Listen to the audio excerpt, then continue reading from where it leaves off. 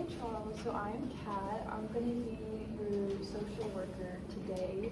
And what I'm going to do is I'm going to listen to your perspective of what your current situation is. And then if you need help with anything, I'm going to provide you services. I can listen, just anything you need. And I also want you to know before this conversation begins that everything you say is confidential. That means unless you threaten to harm yourself or another person, what happens during this conversation or what is said stays in this room. Okay, very nice.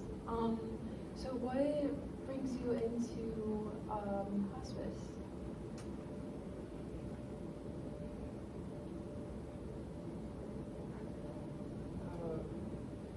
I'm dying. I only have 6 months to live. I don't have much family here except my daughter. One of my daughters, the other one, she lives across the country, so she can't take care of me. My wife passed away a few years ago, so I'm kind of alone in hospital. Yeah. So I'm hearing you're feeling lonely. Is that one of the main, I guess, hard things about being in hospice is the loneliness? Yeah. Is there anything you would like for me to do to maybe alleviate that? I know we have some volunteers that come and they just talk to patients about their lives. They'll do activities like an All About Me journal. They'll do crafts. I mean, I know it's not the same as seeing your family, but until your family is able to come, I think that might help a bit. Yeah, that is something I'm interested in. Yeah. Just having a sense of community with people.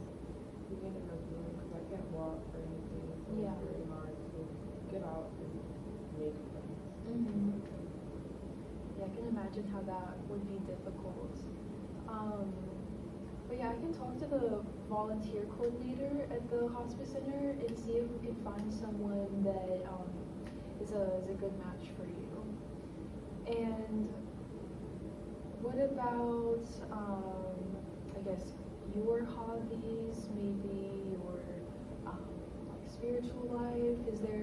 Are you able to maintain a sense of, I guess, consistency in what your life was before you came to hospice? No.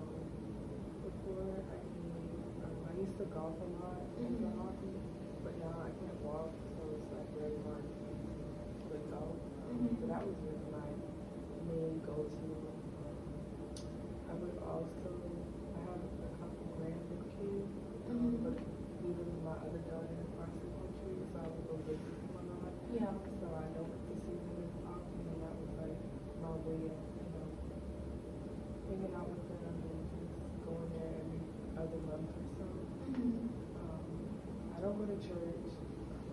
I'm not very religious, so that was never interesting to me. Yeah. I did like to cook, but it's kind of hard because stoves are so high and can't really Yeah. move around much, and you don't have a kitchen here, so it's like everybody cooks for you. So that's kind of annoying. Yeah. Well, in terms of mobility, so I'm hearing it's hard for you to move around, and that's kind of one of the biggest things that's making you feel a bit constrained. Well, I know that there are some golf tournaments going on in the area. If you would ever like to watch, we can provide transportation to go watch one. But if that would make you feel, I guess, more upset than alleviated, then we wouldn't have to do that. How would you feel about maybe going to see somebody play golf? That would be nice. Yeah. Just to kind of have a sense of normalcy. Yeah. But yeah, I think I'll be interested. Even though I can't play,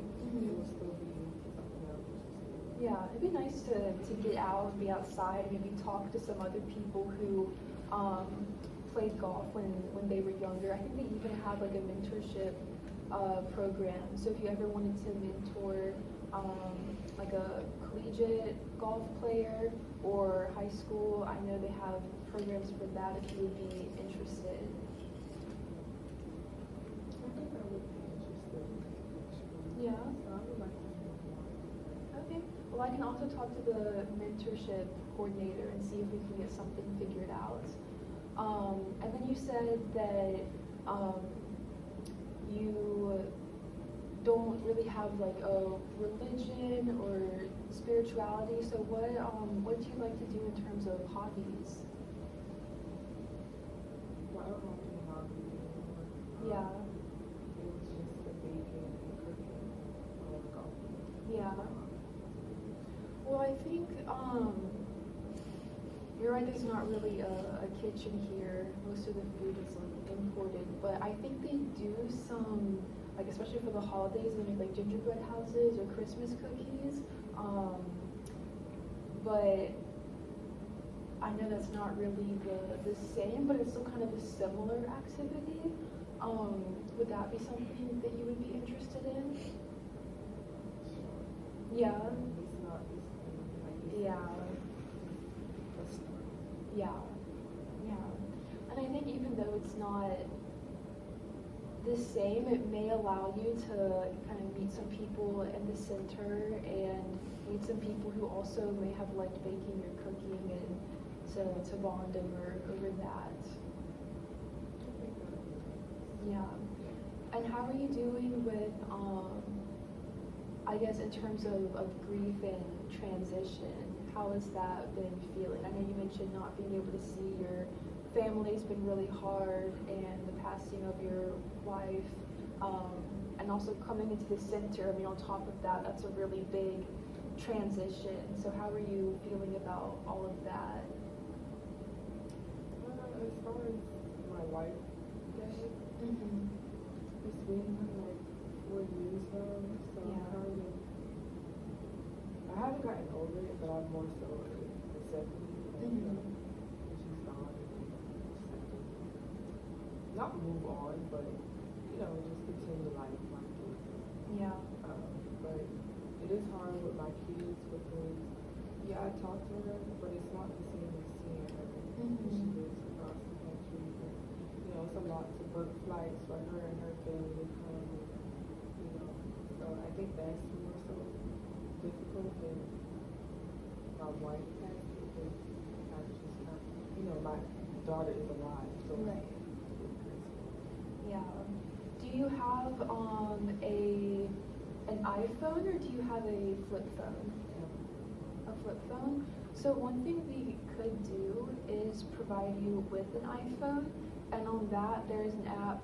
I don't know if you've heard of it, but it's called FaceTime, and basically you can talk to somebody, and like the camera like shows their face at the same time. So it's not. Of course, it's not the same as a one-on-one conversation with your daughter, but you can still see her in real time. So that's something we could look into. And I know they also make these like electronic picture frames, and your loved ones can send pictures to your email, and it will automatically download onto the electronic picture frame, and you'll see like a slideshow of whatever pictures they send you, if that's something you're interested in. Yeah, I think I would be interested in it, especially the FaceTime. Yeah. Like video call. Mhm. Just to kind of see the faces of each other. Yeah, I can definitely look into getting an iPhone for you and also one of those picture frames. And then was there anything else you wanted to talk about today? I think that was all. Yeah. Well, I also want to let you know that I know this is a really difficult transition, and I don't want you to feel like I'm trying to, I guess, in providing services, I don't want you to feel like I'm, I don't know, trying to make the past situation, like this current situation, because it is obviously two different, very different things. But if there ever comes a time in the conversation where you're like, I don't want solutions, I don't want help, I just want you to listen to me. I want you to know I'm always open to just listen. So, yeah, I just want you to know that if we ever have a future meeting, which I think we will, I'll come in and check on you about how those services are going, like the like baking club and you know, the iPhone and the digital picture frame. So yeah. Yeah. Thank you for coming. No problem. Thank you for taking the time to talk with me, and I hope you have a good rest of your day.